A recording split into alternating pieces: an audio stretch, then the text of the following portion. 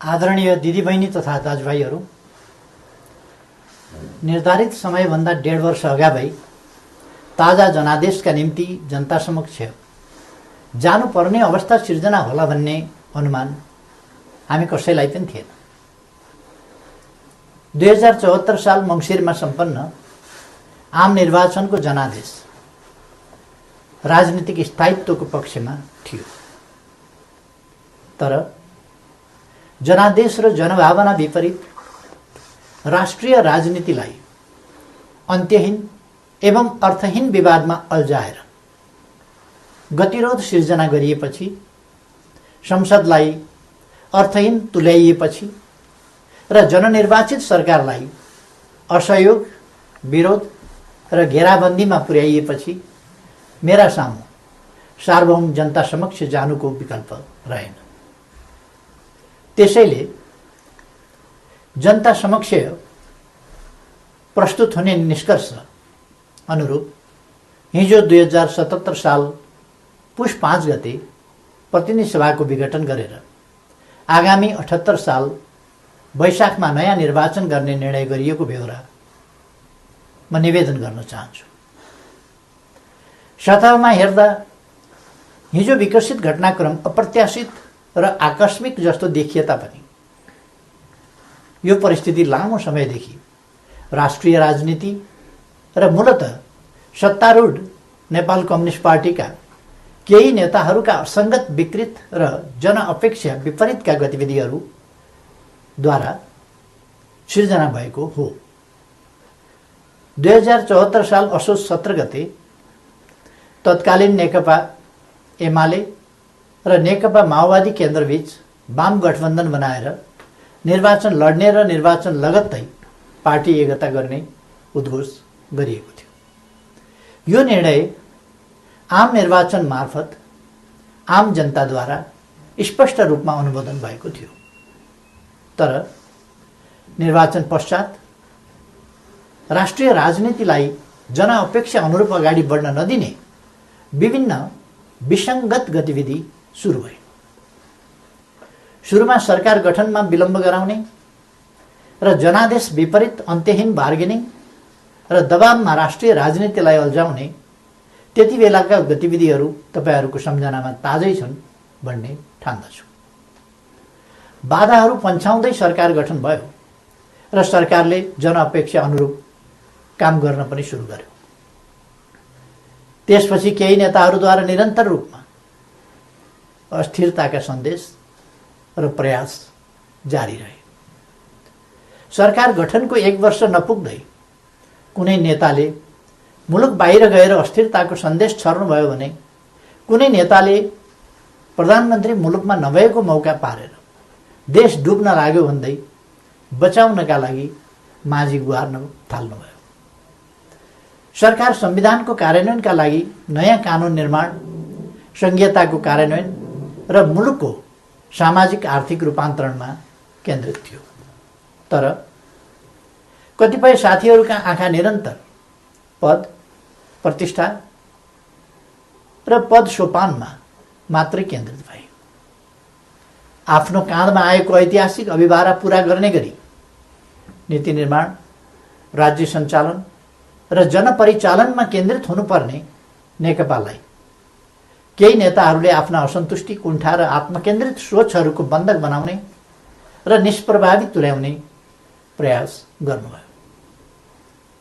दिदीबहिनी तथा दाजुभाइहरू, समस्या समाधानका लागि दुई अध्यक्षहरूका बीचमा कार्यविभाजन गरेर एकजना सरकार र अर्कोले पार्टी सञ्चालनमा केन्द्रित हुने निर्णय भएपछि समस्या समाधान हुने अपेक्षा गरिएको थियो। मैले सोही अनुरूप आफूलाई पूर्ण रूपमा सरकारमा केन्द्रित गरेँ। यसबीचमा पार्टी काम कति अगाडि बढ्यो, एकीकरणका बाँकी काम कति पुरा भए, महाधिवेशनको तयारी कति अगाडि बढ्यो र जनतालाई समस्या परेको बेला विशाल पार्टी पंक्तिलाई कति परिचालन गरियो। यसमा मैले केही भनिरहनु पर्ला जस्तो लाग्दैन, तथ्यहरू आफै बोल्छन्। तर सरकारलाई भने राम्रोसँग चल्न दिइएन।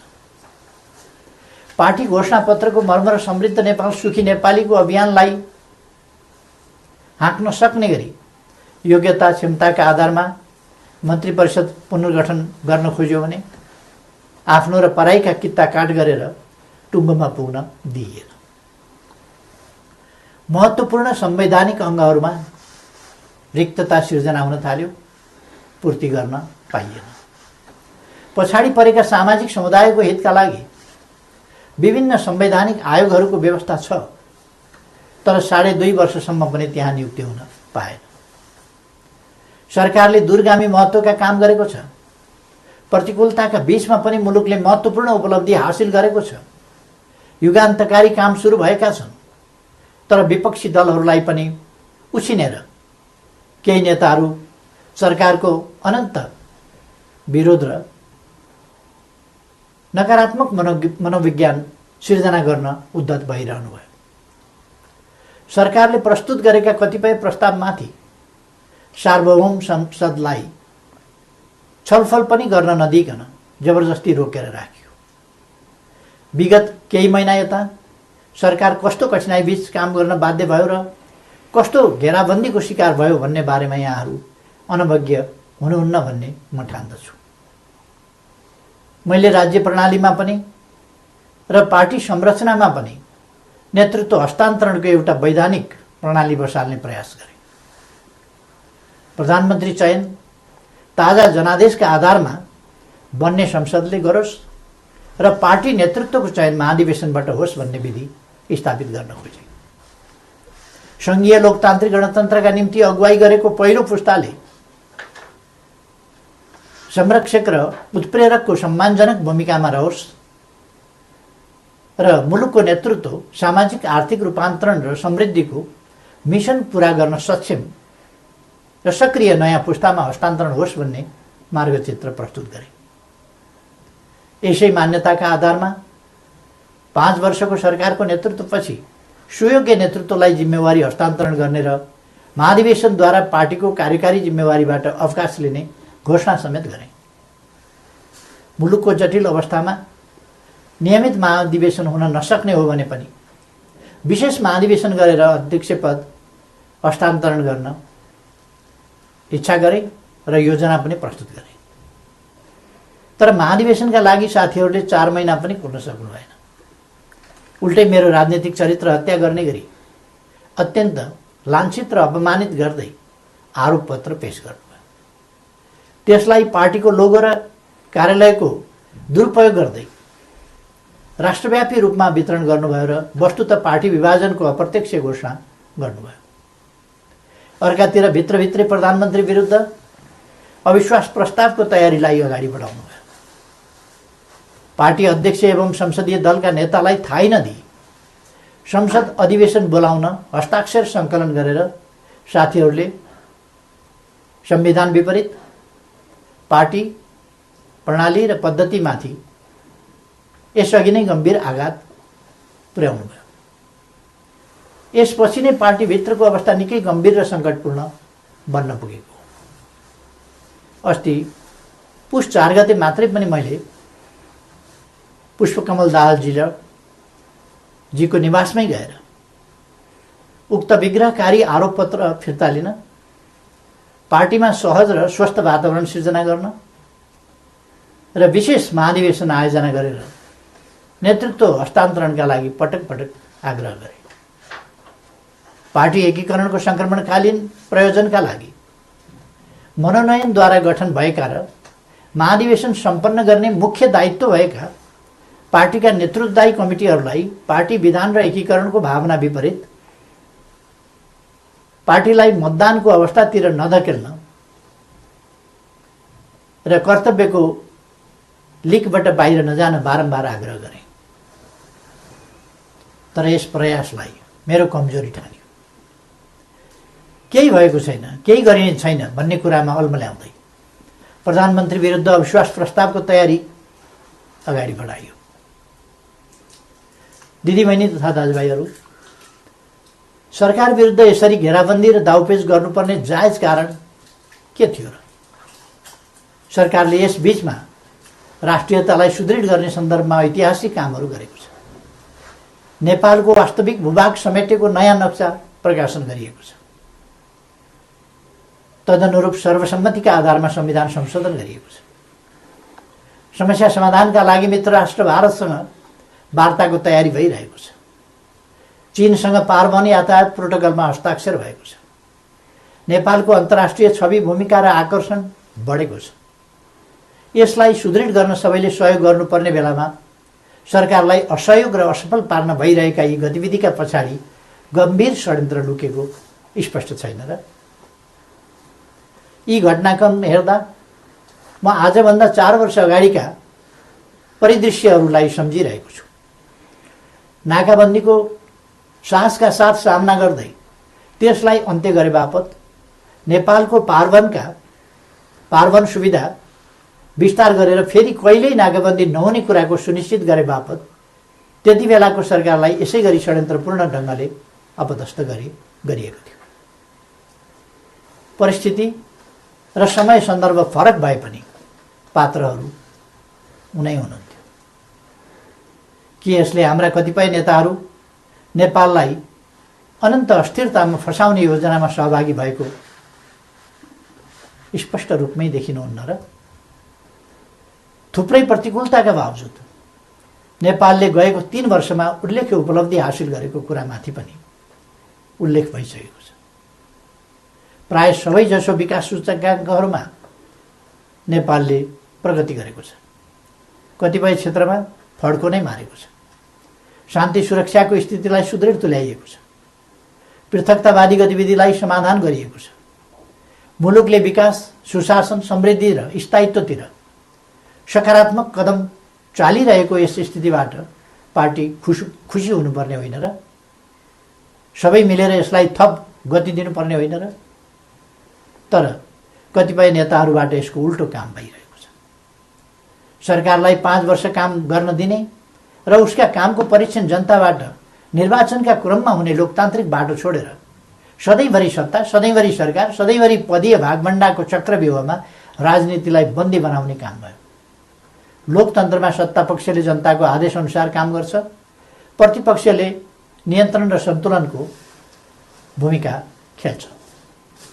तर हामी कहाँ सत्तापक्षका कतिपय साथीहरू नै प्रतिपक्षभन्दा बढी आक्रामक, असहयोगी र षड्यन्त्रपूर्ण गतिविधिमा संलग्न हुने विडम्बनापूर्ण अवस्था सिर्जना भयो। आजको स्थिति विकसित हुनुमा कतिपय नेताहरूको गतिविधिको मुख्य जिम्मेवारी रहेको तथ्यलाई एका राख्नुपर्दछ। यस्तो काम कुनै पनि अर्थमा लोकतान्त्रिक हुन सक्दैन। दिदीबहिनी तथा दाजुभाइहरू, पार्टीलाई एकताबद्ध रूपमा अगाडि बढाउने, नेतृत्व हस्तान्तरणको विधि र प्रणाली बसाउने र पार्टी, सरकार र संसदलाई जनताको हितमा केन्द्रित गर्ने मेरा प्रयासहरूमा यसरी निरन्तर बाधा सिर्जना गरिए। यसपछि नै म यस निर्णयमा पुग्न बाध्य भएको हुँ। प्रतिनिधि सभा विघटन र नयाँ निर्वाचन मेरो रुचि वा छनौटको विषय थिएन। तर मुलुकलाई अकर्मण्य अवस्थामा राखिराख्नु उचित हुँदैन थियो। संसदलाई केही नेताहरूको स्वार्थको बन्धक बनाइराख्नु जनादेश विपरीत हुन जान्थ्यो। जनताको भावना अनुसार काम गर्न अगाडि बढ्नै नसक्ने स्थितिबाट मुलुकलाई निकास दिनै पर्थ्यो। जनअनुमोदित नेकपाको यस सरकारलाई आफ्नै दलका नेताहरूले काम गर्न नदिने र दलभित्रको कचिङ्गनले प्रतिनिधि सभालाई पनि शिकार बनाउने अवस्था अन्त्य गर्नै पर्थ्यो। यसै पृष्ठभूमिमा म नयाँ जनादेशका लागि सार्वभौम जनता समक्ष जाने निष्कर्षमा पुगेको हुँ। म अझै पनि विगतका सबै तिता पीडाहरूलाई बिर्सेर एकताबद्ध भई निर्वाचनमा सहभागी हुन कमरेडहरूलाई आग्रह गर्न चाहन्छु। निर्वाचनको घोषणाले पार्टी एकतालाई बलियो बनाउने अपेक्षा गरेको छु। पार्टी पहिलो शक्ति बन्नुमा, पार्टी एकता हुनुमा र पार्टीले विशाल जनसमर्थन प्राप्त गर्नुमा केपी ओलीको कुनै योगदान छैन। हामी पो निर्णायक हौँ भन्ने कमरेडहरूलाई पनि लोकप्रियता र क्षमताको मापन गर्न यसले अवसर दिनेछ। प्रधानमन्त्री बन्न व्यग्र प्रतीक्षामा वा प्रयासमा रहनुभएका नेताहरूलाई पनि ताजा जनादेशले विकल्प दिनेछ। प्रतिपक्ष दललाई पनि आफ्ना एजेन्डा जनताबीच लैजान अवसर प्रदान गर्नेछ। निर्वाचन लोकतन्त्रको हातमा हो। यो सबैभन्दा उन्नत लोकतान्त्रिक अभ्यास तथा विधि पनि हो। जननिर्वाचित सरकारले काम गर्न पाउँदैन भने उसले पुनरावेदन गर्न जाने ठाउँ सार्वभौम जनता समक्ष नै हो। मैले यही बाटो अवलम्बन गरेको छु। पार्टीले मेरो नेतृत्वमा विगत आम निर्वाचनमा लडेको थियो। म पार्टी संसदीय दलबाट सर्वसम्मत रूपमा नेता चयन भएको थिएँ र त्यसै हैसियतमा प्रधानमन्त्री निर्वाचित भएको थिएँ। बहुमत प्राप्त दलको सर्वसम्मत नेतालाई काम गर्न नदिइएपछि बन्द कोठामा अनुचित र सिद्धान्तहीन सम्झौतामा अल्झिएर जनअपेक्षामा आँच पुर्याउनु मैले उपयुक्त ठानिनँ। जनतालाई फैसला गर्न दिनु नै सबैभन्दा लोकतान्त्रिक विकल्प हो भन्ने मैले ठाने। त्यसै पनि जस्केलाबाट सरकारमा छिर्ने र जनमतको उपहास गर्ने अलोकतान्त्रिक चरित्रप्रति मैले सधैँ विमति राख्दै आएको छु।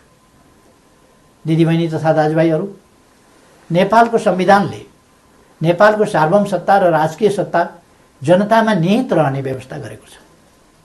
राज्य सञ्चालनको अन्तिम निर्णयकर्ता जनता हुन्।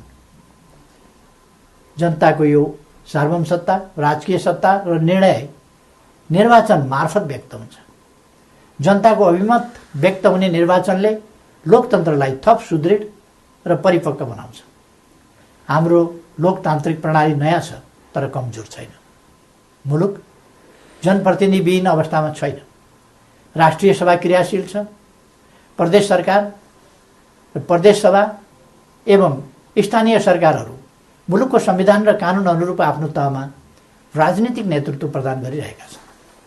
राष्ट्रपति र न्यायालय लगायतका संस्थाहरू र राज्यका निजामती एवं सुरक्षा अङ्गहरू सबै आफ्नो कर्तव्य निर्वाहमा दृढ छन्।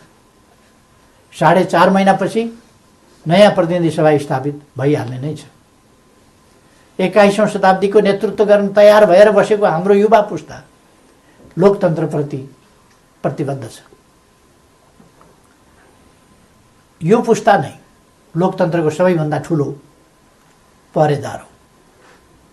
यस परिस्थितिमा म सम्पूर्ण युवाहरूलाई लोकतन्त्रको रक्षाका लागि एकजुट भएर दृढतापूर्वक अगाडि बढ्न आह्वान पनि गर्न चाहन्छु।